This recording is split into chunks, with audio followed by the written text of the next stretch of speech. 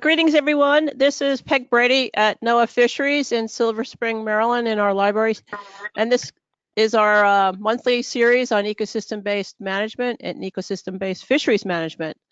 Today's speakers is Elliott Hazen and Heather Welch from the Southwest Fisheries Science Center, along with a number of other colleagues that you'll see noted on the title slide here. They'll be speaking to us from the Monterey Lab in California.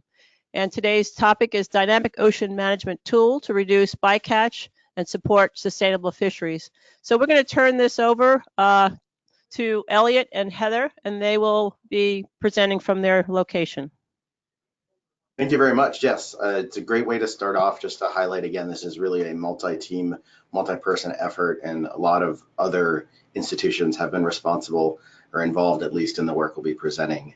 And we like to start with this initial image or this initial video because it really highlights just how dynamic our oceanic ecosystems are. This is a La Nina developing in the tropics, and you can see just kind of the change in sea surface temperature off of the west coast as well. So we have this very dynamic ecosystem, yet a lot of the tools we end up being kind of set with are relatively static. So I'll start again with another kind of just story. Many folks on the call are probably familiar with this, but it's an example of the North Atlantic right whale, which has been up until recently and quite the conservation success story because they were reduced to near extinction numbers, under 100 individuals back in 1980, and then had recovered to just about a little bit below 500 individuals in 2010 or 11. And the right whales have additional pressures on them because they migrate across or up and down the east coast of the United States, putting them at risk of a number of anthropogenic activities, things like ocean noise, ship strike risk, and entanglement risk. And particularly from their calving grounds in the fall, off of Florida, all the way up to their foraging grounds in the Gulf of Maine and northwest Atlantic. And there's been a lot of management put into place to reduce those risks as part of these known migration corridors and foraging grounds. But then we had this kind of increase in new foraging ground that appeared off of Canada, and a lot of sensationalist media, I mean, rightfully so, but that the North Atlantic right whale now faces extinction again, and number of similarly difficult articles that came out. And so it's a great example, unfortunately, of how we can manage really appropriately for the current conditions, but when new conditions and new risks come, some of those existing management strategies may be rendered less effective than we would otherwise hope.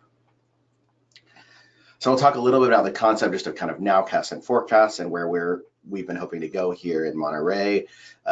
We are very familiar, hopefully everyone, with especially with this, the Arctic blast, I think, that's coming in to the East Coast, but this idea of the nowcast and forecast, where you check your weather, it tells you what the weather looks like outside, may or may not match what you're actually seeing, and gives you some idea out into the future as well, whether you should have an umbrella, put on an extra heavy coat.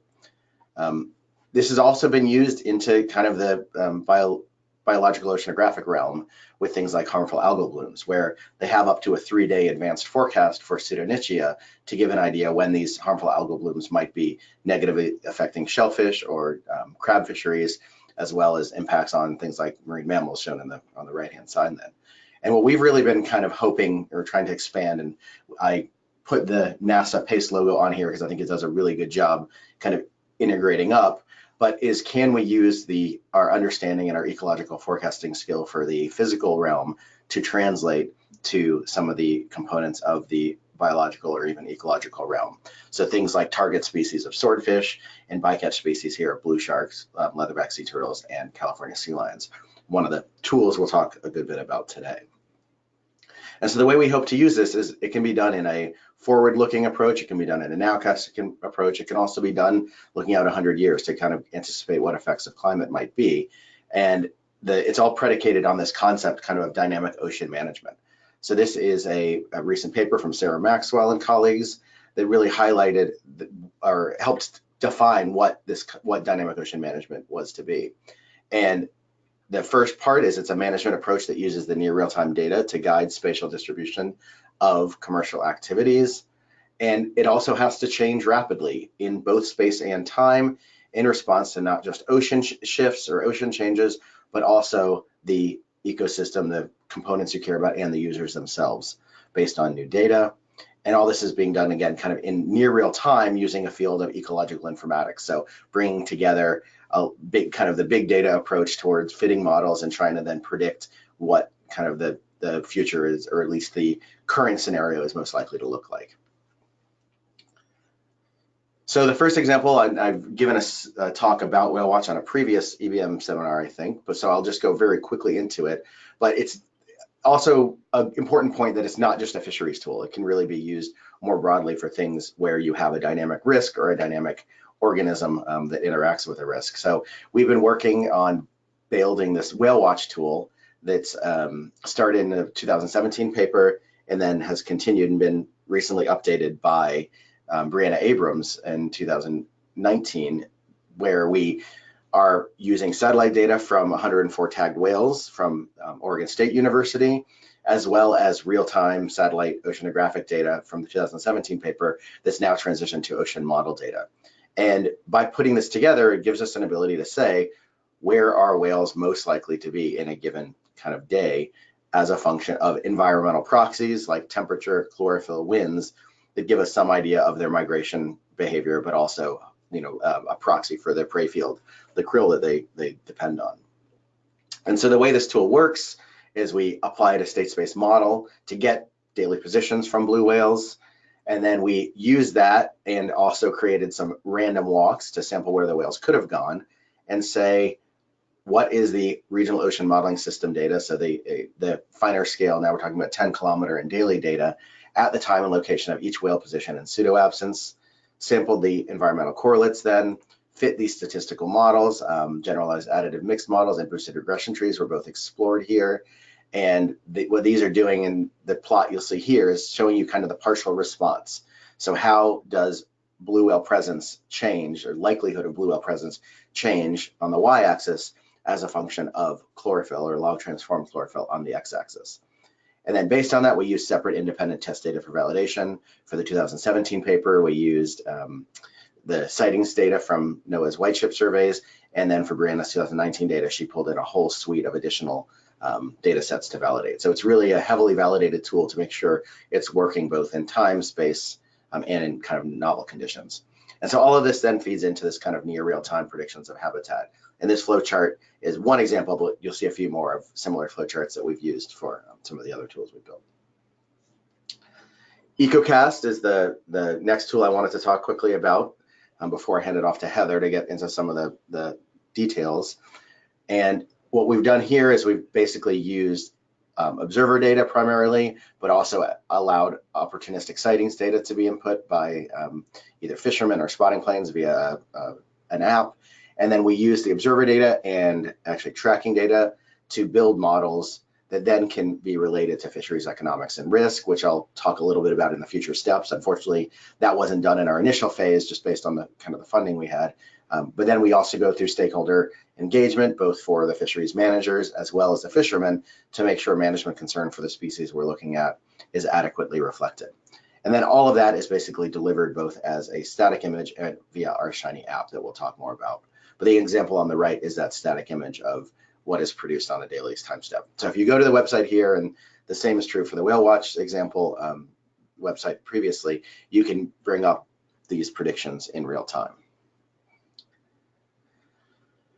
So at this point, I'm going to talk a little bit about just the different levels of kind of the development and using EcoCast as really a case study to understand what is involved with both developing a tool and then actually operationalizing it to make sure that it's available for both the resource users and managers in real time. So the research, which is addressing both the ecological relationships between the species and the environment, as well as the management aims. This is the 2018 Science Advances paper that I just showed. Then operationalizing the tool, how do you actually build it into a way that is going to automate and be, again, predicted kind of in near real time. Maintaining the tool, so if you have a product that goes offline or other kind of aspects to the tool that might break, how do you make sure that it's going to be working into the future? Integration of new data sources. So again, the transition from satellite to ROMS data is not a trivial one, but also there might be new species of concern or new other things that come up in the fishery that make it, need for an updating of the tool. Comparing, how do you make an assessment of when you're concerned about species A and species B, the trade-offs among those two in space and time. And then assessing, essentially, if you implement the tool in the fishery, how do you make sure it's actually working the way you expect it to? So that'll be a little bit of the future stages from James Smith's work in PrEP. And then the forecast approach, once you've built the real-time model, do you actually have any forecast skill in the physical environment that is necessary to make sure the tool is doing what it's supposed to be doing? So if you can't predict temperature in 3 to 12 months, and temperature is an important predictor for the whales, you're not going to be able to predict the whales as well in the WhaleWatch example. So again, another in prep part that we'll talk about at the very end if there's time. And it's not necessarily a stepwise framework, and we were doing a lot of these pieces concurrently as well. It's an important thing to mention. So a little bit about the tool, the initial kind of research and the building of the habitat models.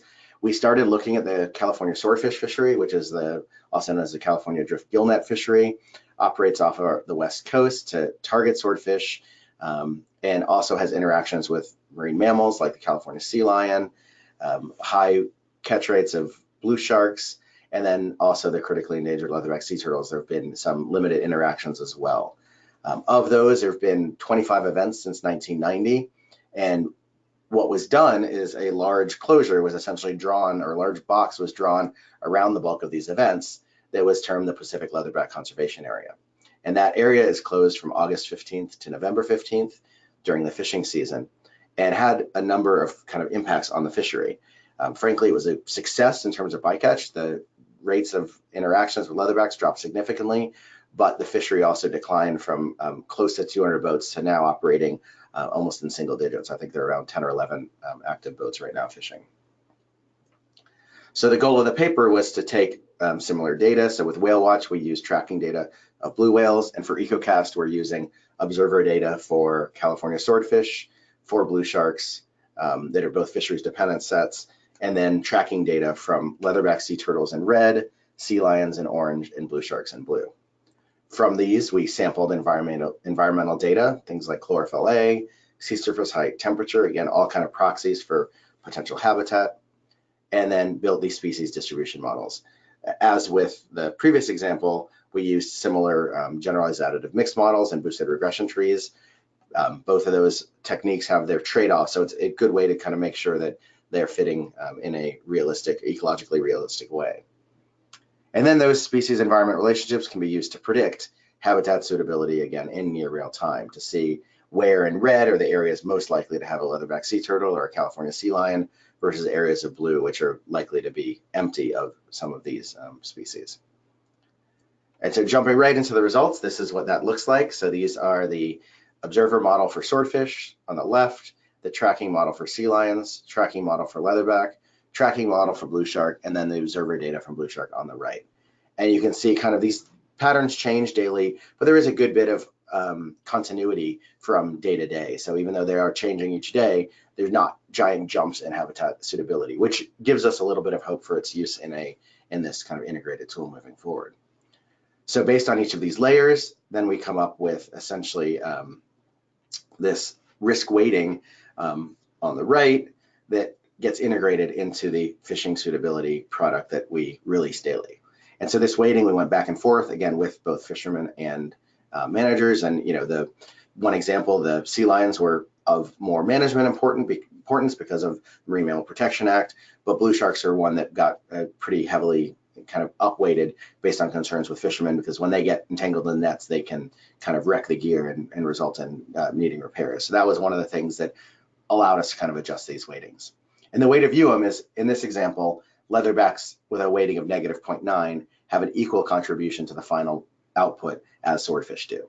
Blue sharks are about half of each leatherback and swordfish, and then sea lions are almost 1/20th. So they have a very low effect on the model for the products we're going to be showing you today. And so then here's what that integrated surface looks like for the same days from those individual layers. You can see areas of blue are areas that we're predicting to be better to fish. So higher rates of target catch or higher likelihood of target catch, and higher and lower likelihood of the bycatch species weighted as described in the image. And so one of the things hopefully that pops out is a lot of these mesoscale features that have been shown to be higher in bycatch risk by Kylie Scales and others. They are areas that get picked up quite clearly in this tool. And we chose 2012 because it's a pretty normal year, and it was an overlap between some of our sensors, like the MODIS and VIIRS for chlorophyll, for example. But we also were looking at 2015 because that was the year of the warm blob and the beginning of the El Nino, the large El Nino here off of our coast, or at least the impacts of the large El Nino off of our coast. And hopefully one of the first things that comes out is the patterns in where to fish and where not to fish are quite different between a normal year and a warm year on the right. And so this also kind of, makes the case for why we need more dynamic approaches to understand where fisheries interactions are likely to be in a given year versus some of these kind of newer, more extreme conditions. We can use the same tool to also look at just efficacy of the PLCA, both spatially and temporally, where we predict the essentially likelihood of leatherback habitat. And areas of green say that all 120 days of a fishing season are predicted to be high leatherback risk, where in blue, there's 0 days are predicted to be high in leatherback risk for the fishery. And so again, you can see this difference between 2012 and 2015, where most of the bycatch events would be contained in the 2012 example, but there's a lot more kind of bleed to the north and south in this anomalously warm year. And the other kind of calculation that came out of this was that static management would have to be about 2 to 10 times larger in terms of closed areas and decreased efficiency to the fishery compared to one of these dynamic approaches. So being able to kind of move these things dynamically, whether it's on a daily basis or even assessing boundaries kind of year to year, can provide a little more opportunity to the fishery, but still also make sure you're protecting the areas that are most important to protect for the species you're concerned about. So I'll hand it over to Heather at this point and let her drive. All right, so our next section is on operationalizing the tool. So this is taking the science, which Elliott just talked about, and getting it into the hands of our target audience, whether it's the fishers or the managers or the public. And to do this, we looked at examples of applied tools across different disciplines. So we looked at ecological forecasting tools, weather science tools, even tools in the realm of human health. And we found they all followed this same 4-stage framework for operationalization. So beginning with acquisition, which is the collection of near real-time or forecasted data. Prediction, the calculation of target feature distributions in near real-time or forecasted conditions. Dissemination, the pathways by which those products reach the end users. And lastly, automation, which is the integration of the previous 3 stages into an automated workflow. And it's easiest to demonstrate that workflow using examples of tools you've probably already heard about. So we can look at how the hurricane forecast produced by the National Hurricane Center used this framework to produce their forecasts. So this tool begins by acquiring environmental data from satellites and airplane reconnaissance, and then feeds these newly acquired data into hurricane track models, which allows the tool to predict the probable path of the storm center, shown there with the cone of uncertainty. And then these data are distributed using the web, RSS, and as GIS data. And lastly, this whole process is automated to occur every 6 hours when a storm center is in the area of observation. We can also look at the same framework using the harmful algal bloom forecast, which Elliott talked about earlier. So this tool acquires environmental data from satellites and backscatter radio, and then uses a predefined harmful algal bloom algorithm to identify harmful algal bloom locations based on the newly acquired data. And then again, these are disseminated using web and also email. And this whole process is automated to repeat every week during harmful algal bloom season. So we learn from these tools and use the same approach to operationalize EcoCast. Every day it acquires new environmental data from satellites, and then it takes those pre-built and validated species distribution models, which tell us what kind of environmental conditions species likes, and allows us to predict the daily habitat suitability for each of our species based on the newly acquired environmental data. Then we integrate these individual species predictions using an algebraic algorithm and disseminate using a persistent URL. So it's just a web-based URL that doesn't change, but the data displayed on it updates each day. And lastly, the whole process is automated to occur at the top of each morning, so fishers have a product ready to go as they head out to fish. And the animation you're seeing there is our final products from last year's fishing season, 2018. We also disseminate EcoCast using an R-Shiny web application. And this is an interactive online app that allows end users to explore what's underneath the hood of EcoCast. So in the animation shown there, someone's exploring the effect of upweighting and downweighting different species and how that affects the resultant output surface. And there's also an option to look back at historical data to review past trends and patterns. And this app is available there at the URL on the screen. Now, one of the issues with working with satellite data is sometimes they're not available in real time.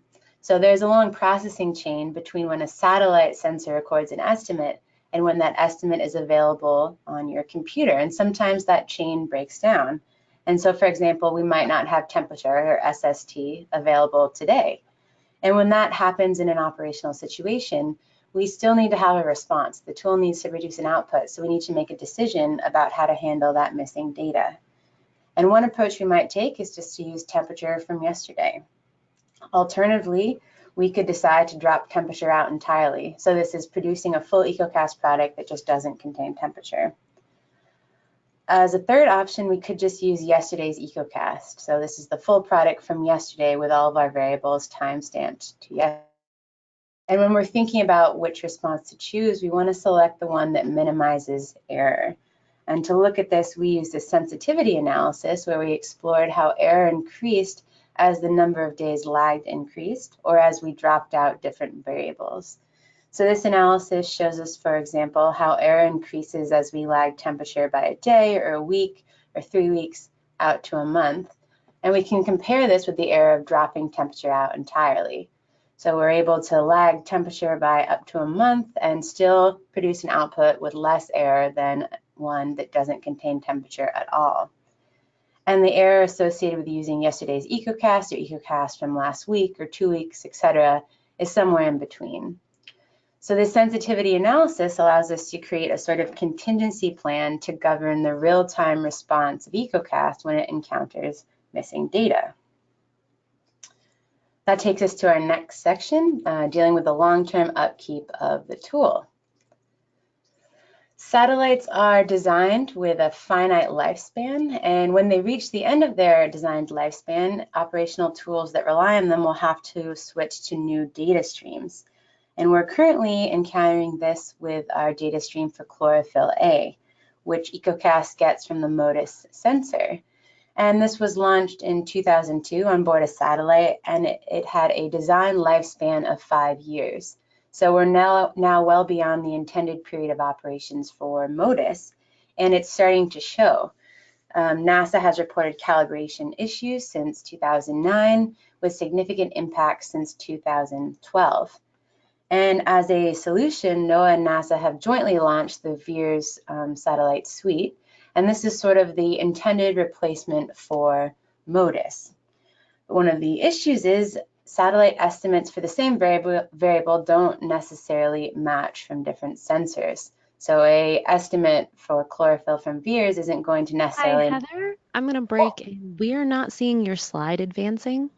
Oh, where are you at? Or what slide is showing? We are on Operationalize and SST is unavailable today. That slide. Have you moved on? Yeah, nothing? Nope. Is your screen paused? There should be a play pause button on the side panel. There we go. We can see that now. All right. Okay, thank you. Sorry. All right. So here we have this is just a figure showing how chlorophyll estimates from different sensors have disagreement across time. And sure enough, when we look at MODIS and VIIRS, chlorophyll and the California current, we can see there's a little bit of discrepancy in that contour there. And certainly stands out when we subtract one from the other. We see this inshore-offshore pattern of difference. And so as we switch EcoCast from MODIS to VIIRS, we need to know how these discrepancies affect the final product. So are we going to predict very different fishing suitability conditions using VIIRS compared to MODIS? So to look into this, we use those same species distribution models, and we predicted them over environmental data streams from both MODIS and VIIRS. And this allowed us to look at difference in predicted habitat suitability for all of our species. So we're subtracting the predictions done on MODIS, or sorry, the predictions done on... Hi, Heather, I'm going to break in again. Have you moved your slides forward again? Yeah. We're looking at the satellite. We're looking at the satellite still.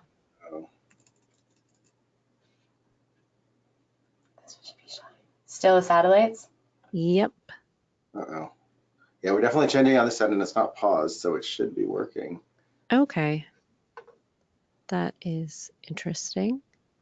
Should I try and pause? Hmm. And anything moving?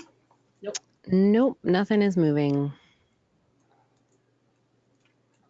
Okay.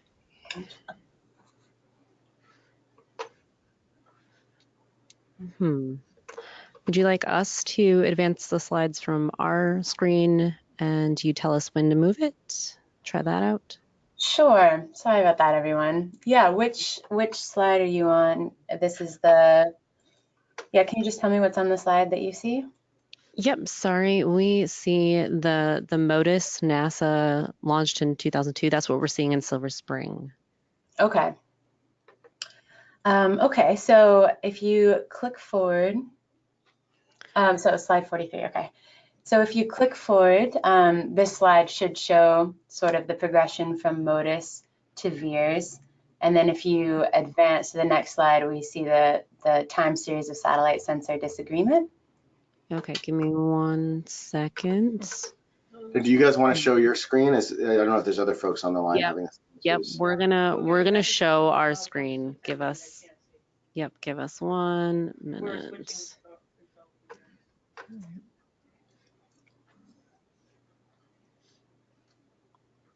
Okay. Ooh, nope, we got it all switched around now.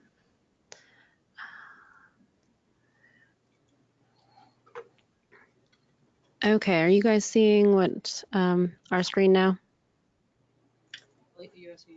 Yeah. Heather, Elliott, are you guys seeing our slides? No, we still see ours, I think. We can stop showing though if that's best. Okay, no, that's okay, as long as you can tell us when to advance. So Sure. we should be on still on maintain. Okay. Yeah, so basically we're at this part where we have the MODIS, VIIRS, and then the subtraction. So this is slide 44 now. Okay. Okay, we are on slide 44. Okay, perfect. And then if we advance to the next slide, so you should see the species distribution models, and we predict these over environmental data streams from MODIS and VIIRS. And if you click through, you'll see we carry this full analysis out to the final product. So we're looking at the difference in the EcoCast product by subtracting the VIIRS data stream from MODIS.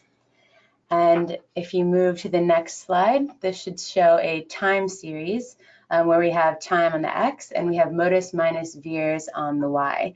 So positive values indicate higher predictions using MODIS compared to VIIRS, and negative values indicate higher predictions using VIIRS compared to MODIS. And the colored time series you're seeing there are our average habitat suitability predictions for all of our target species. And so we see an interesting pattern happen in fall of 2017, where we're predicting much higher quality habitat for swordfish using MODIS compared to VIIRS.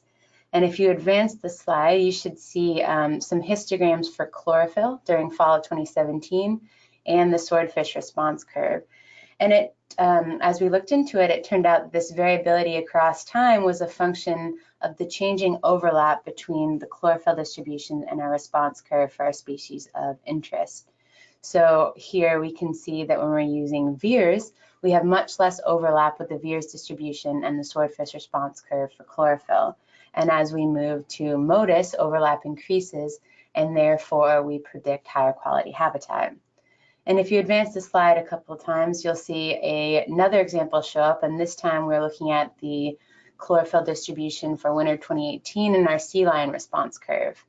And this is showing the opposite pattern. We're predicting higher quality sea lion habitat using veers compared to MODIS.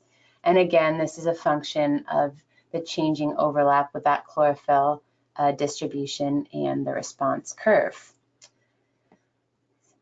Transferring between these environmental data streams is not a simple task. And if we move to the next slide, we've done some global and regional analyses to help end users think about which product might be most appropriate for their particular needs. So we compare MODIS and veers, and also 3 blended products that integrate estimates across multiple sensors.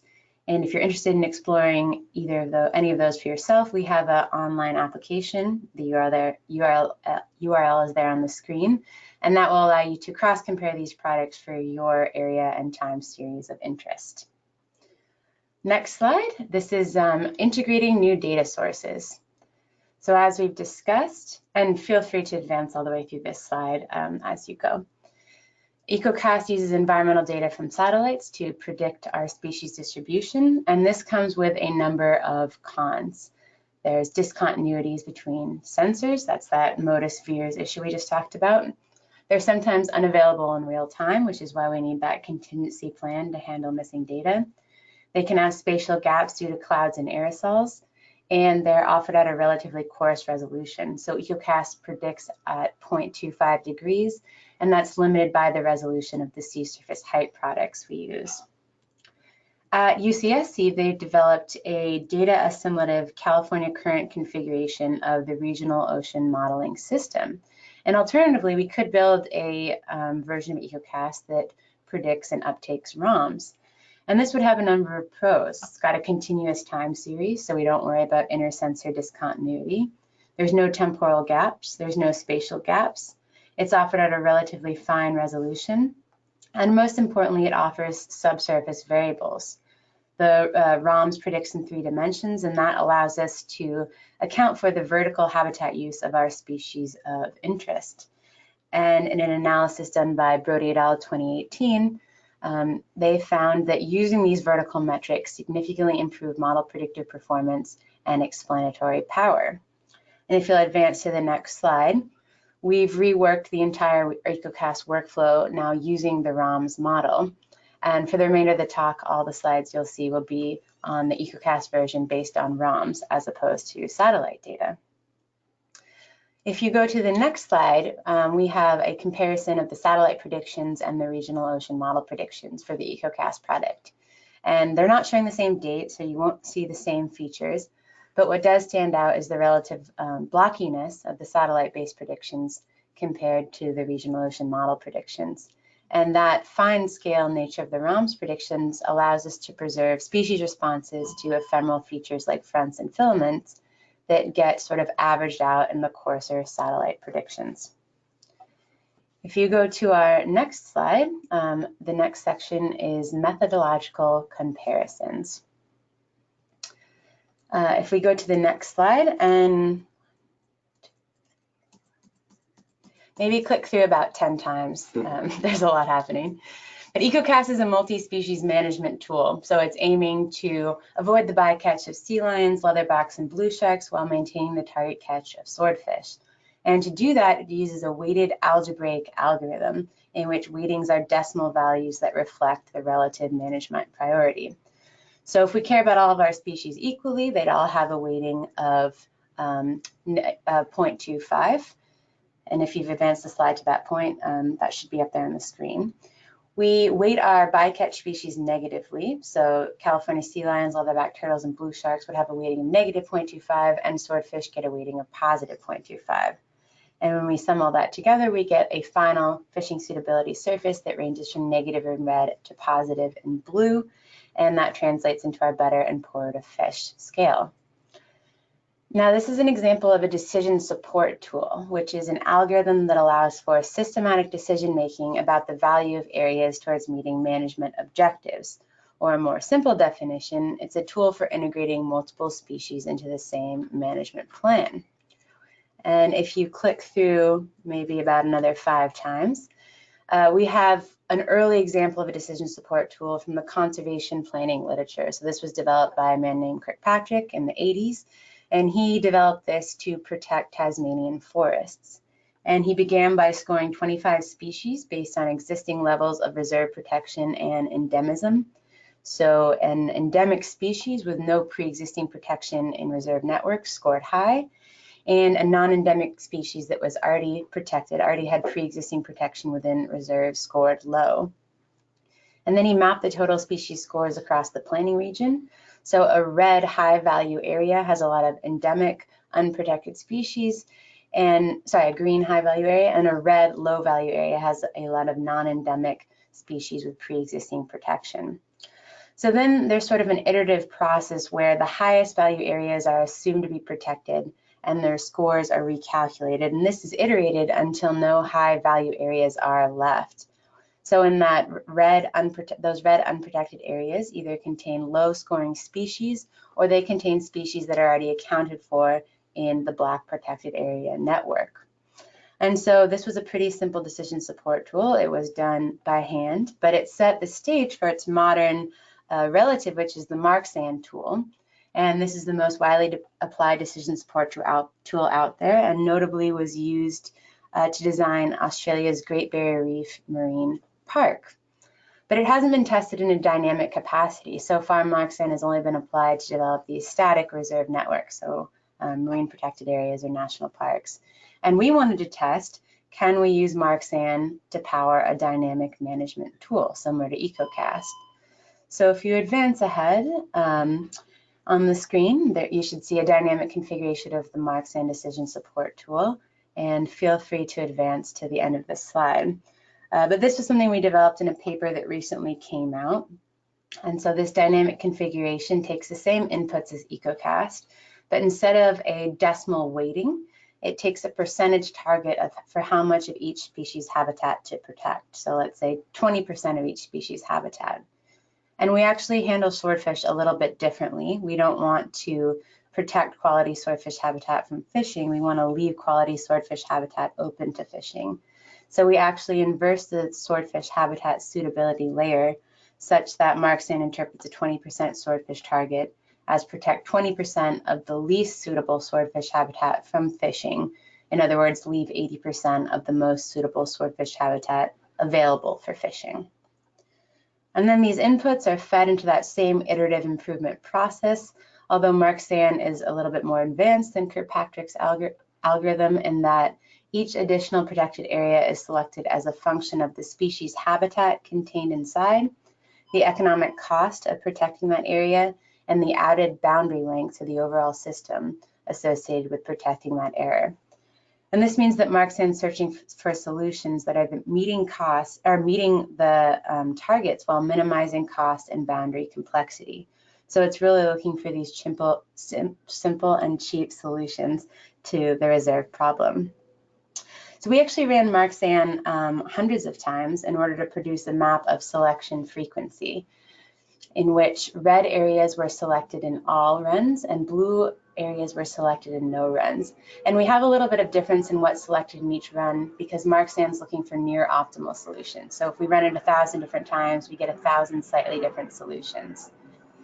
So these red areas that are selected in all runs are critically important to protect in order to meet our management targets, which again is to protect 20% of each bycatch species habitat and leave 80% swordfish habitat open to fishing. And conversely, blue areas are unimportant to protect. So this also translates into our better and poorer to fish scale. And if we go to the following slide, we have a side-by-side comparison of a hindcast done using both the EcoCast algorithm and the dynamic configuration of Marxan. So they're given the same inputs, those species layers, and roughly similar targets. They're not comparable necessarily because they're understood very differently by the two different algorithms. and then asked to solve that reserve design problem. And we were interested to see that they actually look pretty similar. There's certainly some differences, especially up there to the north of the study area, but they do look very similar, which is surprising because they're doing fundamentally different things under the hood. And advance to the next slide, please. And that makes it hard to decide which decision support tool is best. It's definitely not a black and white answer. And go ahead and click through 3 more times, please. So in our paper, we outlined 10 different considerations you might want to think about if you were trying to decide which tool to use. We can give some quick rules of thumb though. You might want to use EcoCast for scenarios that require flexibility to changing management priorities. So if you're aiming to design a tool that can respond in real time to a bycatch event or a ship strike event, EcoCast can do that with a little bit more predictability than MarkSan. On the other hand, you'd want to use MarkSan in scenarios that aim to manage many species. So if you have 10 different species, MarkSan will do a little bit of a better job pulling out their different habitats and accommodating them in the management solution. You'd also want to use MarkSan when cost is a consideration. So this might be a real dollar value like fuel prices, or a surrogate for cost like fishing ground quality. And you'd also want to use MarkSan to design dynamic NPAs, so a binary open-closed solution as opposed to this continuous risk surface. And that's because MarkSan is going to consider cost and complexity, which EcoCast doesn't. And if you're interested in running either of these tools, we have an R-based tutorial and sample data available on GitHub. And with that, next slide, please, I'm going to hand it off to Elliott. Excellent. So I'll talk a little bit about some of the in-prep work going on with regards to EcoCast specifically. So now on slide 66, this concept of management strategy evaluation, where is being used more and more within NIMS and globally to evaluate the relative performance of various management scenarios within a fishery system and on the ultimate outcome desired. And to do this, we are choosing essentially 4 management scenarios. And as I mentioned earlier, this is work by James Smith down in La Jolla that's in prep. But these 4 management scenarios are 2 static, where one is kind of a history, back to the future without a PLCA in place. The second is a PLCA closure. Now there's second part of slide 66. And on the right-hand side, there's 2 scenarios from a dynamic tool, EcoCast. More lenient tool on the left, where you can see there's less closed area, more open, and then a strict tool on the right. And so then you can assess how these 4 tools would affect some hypothetical fishermen or fishers operating in those waters. So this, using the same 2 of the same species, swordfish, and now I'm on slide 68, sorry, the swordfish and leatherback sea turtles, but these are completely new models built on catch per unit effort from the fishery rather than using the existing models to kind of meet the guidelines of a management strategy evaluation. And what that then is added is a agent-based model of fishing behavior, item 2 in the bottom left, where you can see individual fishers moving out to target kind of the higher predicted area in terms of swordfish catch per set. When you put those together, then you end up with into the 4 management scenarios, you can get the relative performance metrics. So how much swordfish is caught by a hypothetical fisher, how much leatherback bycatch occurs, and then how much profit do they gain based on both fuel costs and also the essentially ex-situ vessel prices. So the other scale of this analysis is it can be done at the port level. So looking at ports from San Diego up to Crescent City and see how each of those ports kind of respond differently when there are different scenarios of the closures. So one of the kind of main scenarios for, again, slide 69, sorry for not mentioning that, but when you have the PLCA closure in effect, that's going to be calculated as the difference from no closure enacted at all. Then EcoCast lenient will be shown in green and then strict in blue. So for San Diego, I'll click the way through just to make it simple, but in San Diego, you can see, in particular, there is this decline in swordfish caught with the strict example, which makes sense because currently the PLCA has no impact on the San Diego fishery. So having a dynamic approach would actually have a reduced swordfish caught for that port, where the opposite is true for Crescent City. You can see that the PLCA closure actually has the greatest kind of negative impact on the fishery because that's where the those two directly overlap, and a dynamic approach would allow for more opportunity to the fishery. And another important part of this is you'll notice there's very few of these actually have significant error bars greater than 0, because these leatherback bycatch events are quite rare. And there was a paper by Summer Martin that talked about this rare event modeling for the fishery, and so it makes it hard to predict with high confidence using some of these more standard kind of STM tools. But it's just an important point that whatever management strategies are enacted, there are going to be various spatial kind of winners and losers in the scenario. And in terms of forecast skills, I mentioned earlier, now we're going from slide 70 to 71. If we have physical forecasts that are not skillful, if we can't do a seasonal forecast and predict temperature with great accuracy, it doesn't make much sense to apply an EcoCast model to them.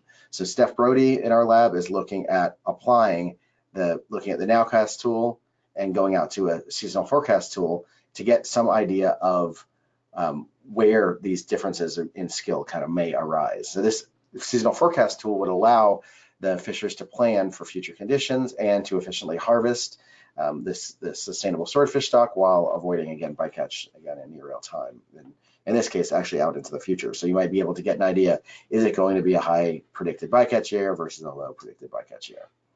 But as I mentioned, we need to first understand where skill comes from. So now on to slide 74, actually, I think it is. And so what Steph did is temporal decomposition of the data. So if you look, you can click all the way through, but if you look at sea surface temperature, the native product, you can see there's a seasonal cycle is kind of one of the most dominant factors there. The left is the surface shown, and then there's a time series with mean temperature on the y-axis and then date on the x. But in addition to the seasonal cycle, some years are warmer, some are colder, and the timing of these kind of peaks and valleys also changes year to year. So you can, from that, calculate the seasonal climatology, shown in essentially teal here. In the second, we can see, again, just the warmings from winter to summer. And then the low frequency variability, which is essentially the native subtracting the climatology and then smoothing it by 12 months to see what is generally when we have cold years versus warmer years, where those tend to apply. And then the last part is essentially the highest frequency, which is the residuals of the native subtracting the climatology, the smooth low frequency to get this kind of high frequency noise. So then we can use these individual layers to understand which are most important for forecasting swordfish. And what Steph found is that these high frequency data actually have poor skill in the physical realm, whereas the low frequency data have good skill. And when we translate that to the ecological, we can see the example from the native model here, where you see areas of high prediction in kind of red and low prediction in purple, versus now the climatology, second click, and then lastly, the climatology plus the low frequency. And hopefully what's pretty apparent in the models seem to be showing as well is that the climatology plus low frequency provides most of the ecological signal for the swordfish models, but the climatology alone really misses some of these year in, year out features. So that gives some hope that the low frequency and the climatology, which are both very well predicted using forecasts, would offer some skill when predicting swordfish habitat on a kind of seasonal forecasting framework. Just a few more points. We have some future directions in the works. We're trying to explore EcoCast for other fisheries, other gear types, for the California swordfish fishery as well, and other areas both around the nation and globally where dynamic approaches might be more successful than existing or potential static ones. One example, we had a workshop, and thanks to some NIMS international funding, we're able to look at whether dynamic management would be a good tool for the Azores. And while bycatch risk is not nearly the problem within Azorean waters that it is in many kind of more industrial fisheries, they're really interested in the concept of, can we predict species distributions in near real time for planning relative to shipping, ocean noise, and tourism.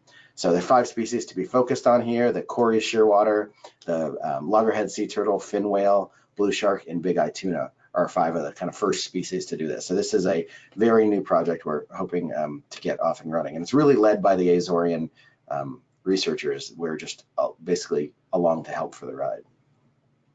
And another approach, this facet, the Fisheries Climate Toolkit, is being led by Becca Lewison at San Diego State and Kathy Mills at GMRI. And we're trying to learn from what we've got on the West Coast with EcoCast and what they've built from their toolkit approaches on the, EcoCast on the West Coast and their toolkits on the East Coast to come up with better tools, better ways of kind of to sharing these data to improve our sustainability of our fisheries into the future. And so with that, I'll just end on this final slide, which we can leave up during questions, that has some of the websites, papers we talked about, and in some ways, most importantly, the GitHub code that Heather has helped or really done the bulk of the work in collating on the right. So I think with that, hopefully we still have time for a few questions, and apologize for the technical difficulties. Thank you so much, Elliott and Heather. Excellent job. I'm sorry for the glitch there. We're not sure technically what happened, but we were able to get through it. So I appreciate your patience, everyone who's listening in. We have about 10 minutes to ask some questions here, either in Silver Spring or anyone online. Right now, we have one question online. So I'll turn to the audience here first in Silver Spring. Any questions? Yes. Can you introduce yourself for the speakers? Hi, this is Jamie Reiner with the NOAA Restoration Center. I was wondering, and this is going back a few slides, how to, I guess, interpret the habitat suitability. I was in particular looking at swordfish, and then also putting that in context of the agent-based model that you were showing, where it's showing a catch, I guess catch in abundance or estimating catch as opposed to habitat suitability. So I'm wondering if you could explain that a little bit more for me. Yes, and sorry, I know I ran through that. I'm trying to go back there, but oh, there we go. One more, I'll go to the video.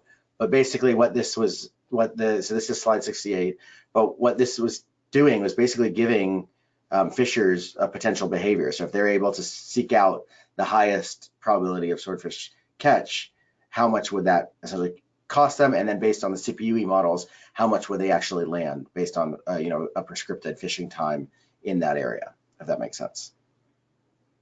Yeah, that makes sense. And I guess I'm wondering is, the graph that I'm looking at now, where it's estimating catch per set, is that something that could be incorporated in the EcoCast model as opposed to just habitat suitability, or am I not thinking about it right at all? No, it definitely could, and we've explored. I mean, one good thing is the CPUE models seem to correlate quite well with the habitat likelihood models from initial glance. The problem being is when we build models from tracking data, the part that we're missing is that catchability component. So we know that there's animals there, leatherbacks are but we're predicting that leatherbacks are there, but we're not able to really predict what's the likelihood of them actually interacting with the gear. And so that's why, one of the reasons why we don't have catch-based models directly. We could do that for the observer data, but then we wouldn't have that in the tracking data, and thus integrating it might be a little more apples to oranges, if that makes sense. Thanks, Elliott. We have a few online that Kate's gonna read to you. Hi, Elliott and Heather. First question, have you gotten feedback from fishers yet? Are they able to react to take advantage of the dynamic forecasting? Yes, so right now there's no legal mandate for this tool, which I think is fine. I think it's hopefully we're really producing it similar to TurtleWatch as a voluntary product. And we have heard from some fishermen and actually some of the scientists that study these species that say, yeah, these areas look good right now. Yep, this year was a particularly strange year when we were going back in time and looking at some of the dynamics. But it's been harder to get on the ground, like we're out fishing, we're using the tool, this isn't working right now, or it is working right now. So that's something we've been kind of trying to get more and more, but basically because the fishery is declining in size and even the observer data, in turn then is also declining, it makes it very difficult to get that real on the water testing. That said, we have done a whole suite of AUC, area under the curve, a true skill statistic, a lot of calculations by holding various portions of the data out. So doing that temporally by leaving out a year, random 25%. So it's not as good in many ways as the on the water testing, but it's something, you know, that just based on the nature of the fishery has been a kind of difficult to do. Yeah, and I'll just add that we do occasionally get the tag locations of leatherbacks in real time, and we've been able to sort of match those up with the EcoCast surface from that place and time and see how we're doing. So we get some sort of ecological validation in real time. Great, thanks. Following up on that kind of same vein of question, what was the social reception of EcoCast on the West Coast? Is it effective for fishermen to use in real time? Yeah, I mean, it's been largely positive. I mean, I think there have been some folks that are, you know, it's been largely positive is a short answer, I'll say. There definitely been, it's a difficult thing because it is, you know, the California drift gill net is a very contentious gear type, but overall the opportunity, you know, the opportunity to catch more while having, you know, fewer closures but still reducing bycatch from a theoretical perspective has been very well received. It's more just how do you implement that in a way that ensures you have the conservation success and you know, it is making more fishing areas available to the fishers as well. Okay, thanks again to Elliott and Heather. Excellent job. Appreciate answering the questions.